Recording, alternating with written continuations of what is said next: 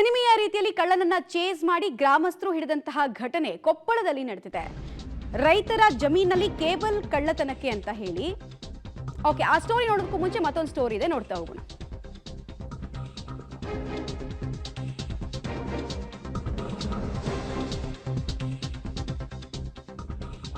ಹದಿನೈದು ಕೆಜಿ ತುಪ್ಪ ಬ್ಯಾಗ್ನಲ್ಲಿ ಹಾಕೊಂಡು ಪೇಡವನ್ನ ಕೇಳಿದ್ದ. ಇಲ್ಲಿ ಈ ಕಳ್ಳನ ಕರಾಮತ್ತು ಹೇಗೆ ಅಂತ ನೋಡ್ತಾ ಇದ್ದೀರಾ. ಅಂಗಡಿ ಮಾಲೀಕ ಪೇಡ ಕೊಡೋದಕ್ಕೆ ತಿರುಗಿದಾಗ 15 ಕೆಜಿ ತುಪ್ಪದೊಂದಿಗೆ ಎಸ್ಕೇಪ್ ಆಗಿದ್ದಾನೆ. ಕೆಂಗೇರಿ ಪೊಲೀಸ್ ಠಾಣೆಯಲ್ಲಿ ಪ್ರಕರಣ ದಾಖಲಾಗಿದೆ. ಪೇಡ ಖರೀದಿ ನೆಪದಲ್ಲಿ ಬಂದು 15 ಕೆಜಿ ತುಪ್ಪವನ್ನ ಕದ್ದೊಯ್ದಿದ್ದಾನೆ ಇಲ್ಲೊಬ್ಬ.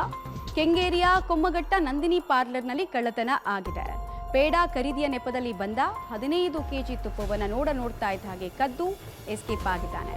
ನೋಡ್ತಾ ಇದ್ದೀರಾ, ಗ್ರಾಹಕನ ಸೋಗಿನಲ್ಲಿ ಬರ್ತಾನೆ, ಪೇಡವನ್ನ ಕೇಳ್ತಾನೆ. ಪೇಡ ತಗೊಂಡು ಬರೋಷ್ಟೊತ್ತಿಗೆ ಅಲ್ಲೇ ಇದ್ದಂತಹ 15 ಕೆಜಿಯಷ್ಟು ತುಪ್ಪವನ್ನ ಗಮನಿಸಿ ಅದನ್ನ ಟಾರ್ಗೆಟ್ ಮಾಡಿಕೊಂಡು ನೋಡ್ತಾ ಇದ್ದ ಹಾಗೆ ಅಲ್ಲಿಂದ ಕ್ಷಣಾರ್ಧದಲ್ಲಿ ಎಸ್ಕೇಪ್ ಆಗ್ತಾನೆ. ನೋಡ್ತಾ ಇದ್ರೆ ದೃಶ್ಯಾವಳಿಗಳನ್ನ.